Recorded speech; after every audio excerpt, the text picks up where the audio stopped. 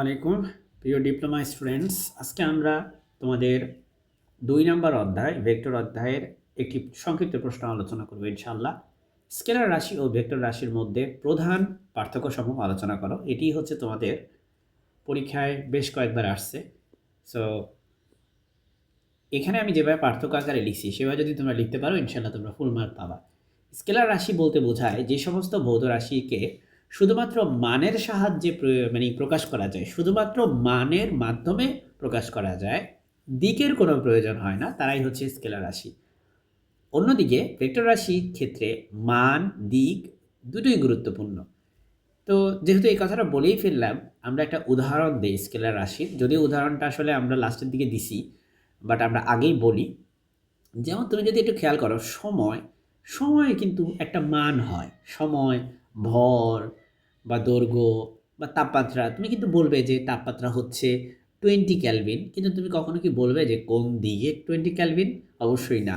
কিন্তু স্মরণের ক্ষেত্রে তুমি নিশ্চয়ই জিজ্ঞেস করবে যে হ্যাঁ, আমার স্মরণ হচ্ছে 5 মিটার, এবং তুমি চাইলে জিজ্ঞেস করতে পারো কোন দিকে 5 মিটার। তুমি বেগ বলতে পারো যে আমার বেগ হচ্ছে 20 মিটার পার সেকেন্ড, এবং জিজ্ঞেস করতে পারো কোন দিকে বেগ 20 মিটার পার সেকেন্ড।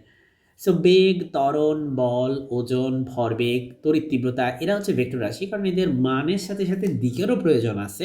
কিন্তু দৈর্ঘ্য, ভর, এদের তো অবশ্যই শুধু মানই ইম্পর্টেন্ট, দিকের কোনো প্রয়োজন নেই।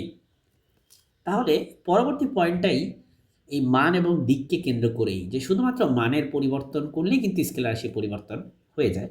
কিন্তু দেখা গেল যে ভেক্টর রাশির জন্য মান এবং দিক দুটোরই পরিবর্তন হওয়া প্রয়োজন, তাই তো? আবার দেখো, স্কেলার রাশির যে যোগ, বিয়োগ, গুণ, ভাগ, যেমন সময়ের সাথে সময়কে তুমি কিভাবে যোগ করবে, বিয়োগ করবে বা গুণ করবে, সাধারণ বীজগণিতের নিয়মে করতে পারবা তুমি।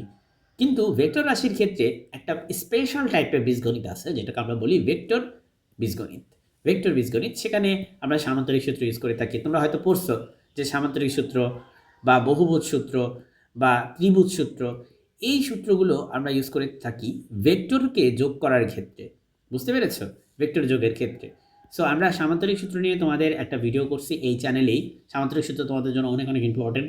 সো এই ভিডিওটা তোমরা যদি দেখতে চাও, আমাদের চ্যানেলটি অবশ্যই সাবস্ক্রাইব করে রাখো, এবং ইনশাআল্লাহ পরবর্তীতে ভিডিও তুমি আরও পেয়ে যাবে। এরপরে দেখো, দুইটি স্কেলার রাশির গুণ সর্বদা একটা স্কেলার হয়। স্কেলার রাশির গুণ করলে, ধরো একটা স্কেলার রাশি হচ্ছে এ, আরেকটা স্কেলার রাশি হচ্ছে বি, দুইজনকে গুণ করলে তুমি পাবা এ বি। এই নতুন স্কেলার রাশিটাও এটা একটা স্কেলার রাশি হবে, কারণ 5 আর 3 গুণ করলে কি হয়? 15 হয়। 15 নিজেও একটা স্কেলার।